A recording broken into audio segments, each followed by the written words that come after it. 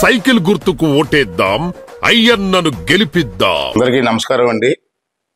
ఈరోజు రేపు మన రాష్ట్రంలో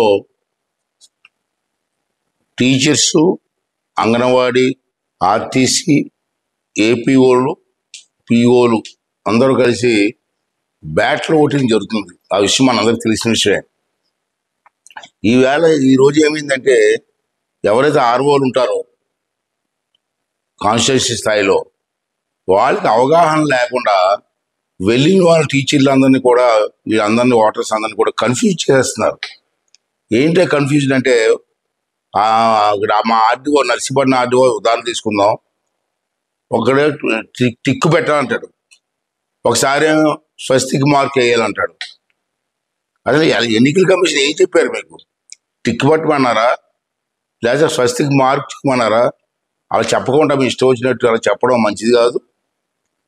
రాష్ట్ర ఎన్నికల కమిషన్ బ్రహ్మాండంగా పనిచేస్తున్నారు, వాళ్ళు వెంటనే రెస్పాన్స్ ఇస్తున్నారు. కానీ ఇక్కడ స్టేట్లో ఉన్నటువంటి ఈ ఆర్ఓస్కి అవగాహన లేకపోవడం వల్ల, ట్రైనింగ్ లేకపోవడం వల్ల ఇష్టం వచ్చినట్టు కన్ఫ్యూజ్ చేస్తున్నారు. అంటే ముందు ఎన్నికల కమిషన్ వాళ్ళు ఈ ఆర్ఓస్కి ట్రైనింగ్ ఇవ్వండి సార్. ఎలక్షన్లో కూడా అలాగే కింద మీద పెడితే ఓటర్లు అందరూ కన్ఫ్యూజ్ అయిపోతారు. కాబట్టి దీని మీద చర్య తీసుకోమని చెప్పి కోరుకున్నాను.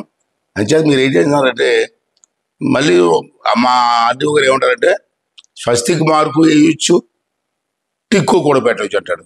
అదే కూర్చుందండి, మాకు కూడా కన్ఫ్యూజ్ వస్తుంది.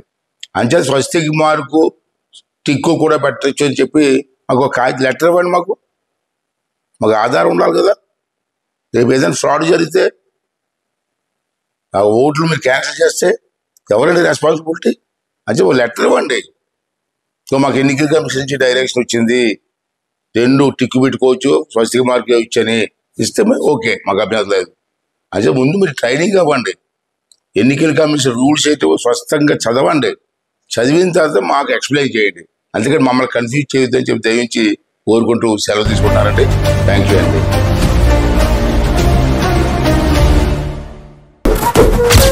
సైకిల్ గుర్తుకు ఓటేద్దాం, అయ్యన్నను గెలిపిద్దాం. నిరంతర వార్తా సమాచారం కోసం మా వి న్యూస్ ఛానల్ సబ్స్క్రైబ్ చేయండి. నోటిఫికేషన్ కొరకు బెల్ ఐకాన్ని యాక్టివేట్ చేయండి.